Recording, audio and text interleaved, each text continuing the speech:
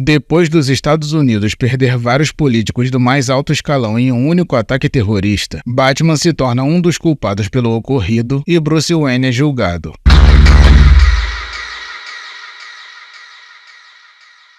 No instante em que o julgamento de Bruce Wayne inicia no Capitólio, a juíza pergunta se o bilionário tem alguma declaração antes de iniciar e ele responde que não. Dessa forma, ela começa comentando sobre como o terrorista chamado Jackson Hyde terminou em uma posição onde ele pôde assassinar o governo americano e pergunta sobre o que eles discutiram na reunião que o Batman teve com os dois presidentes recentemente. Com isso, Bruce responde apenas que eles queriam mudar o mundo e ela pergunta se o presidente eleito se mostrou aberto à sugestão dele. Desse modo, ele responde que eles foram interrompidos pela transmissão de Ra's al Ghul e ela comenta sobre a grande diferença ideológica entre eles. E quando ele informa que esperava encontrar algo em comum entre ele e o presidente, ela começa a discorrer sobre o fato de Jefferson Pierce, que também estava nessa reunião, foi um membro da mais alta classe do Congresso que não estava no evento que sofreu o ataque e agora ele é o atual presidente. E quando Bruce confirma tudo o que ela disse, a juíza presume que seria uma ótima motivação para Jefferson ser submisso a essa tal agenda de mudança do mundo do Batman. Ao ouvir aquilo, Bruce diz que não gosta dessa insinuação enquanto olha para ela de forma incisiva e ela informa que aquele tipo de olhar pode funcionar com os internos de Arkham que ele nunca conseguiu manter trancados, mas não é nada apreciado naquela câmara. Depois ela prossegue perguntando se ele notificou o governo que iria invadir o esconderijo de Ra's al Ghul justamente no momento em que acontecia o evento e ele responde que a sua equipe achou que seria melhor agir rápido e silenciosamente. Com isso, ela pergunta se ele prendeu Ra's al Ghul e ele responde que não. E quando ela afirma que ele tem um histórico de ameaça a presidentes, ele diz que não sabe do que ela está falando e ela lembra de uma ameaça que ele fez há 6 anos atrás sobre o corpo do presidente não ser encontrado orbitando Saturno. E quando Bruce começa a contar o ocorrido, informando que o presidente havia ordenado um grupo de mercenários para sequestrar os pais civis do Superman, o outro juiz que também estava conduzindo o processo interrompe dizendo que o presidente não está ali para se defender. Dessa forma, a juíza aproveita para comentar que o presidente citado não está ali porque foi morto pelo homem que o Sr. Wayne enviou para protegê-lo. Em seguida, ela pergunta para o réu se ele sente que falhou com seu país e Bruce fica calado. Diante disso, a juíza encerra o julgamento dizendo que está olhando para mais um homem que vestiu uma fantasia acreditando que tem mais direitos de decidir o futuro das pessoas do que elas mesmas e que tornou as coisas catastroficamente piores. Em seguida, ela menciona o Superman comentando que ele também tinha nobres intenções e que a única diferença entre eles dois é que o kryptoniano era um ditador muito mais competente. 12 horas depois, vemos Batman levando um lanche que ele acabou de preparar para o Alfred. E depois de informar que ainda não conseguiu preparar decentemente o bolo que ele gosta, Bruce pega na mão do seu querido pai adotivo e diz que está de saída. E depois de chegar no meio da cidade com o Batwing, ele pousa no alto de um prédio ordenando o veículo a voltar para a Batcaverna.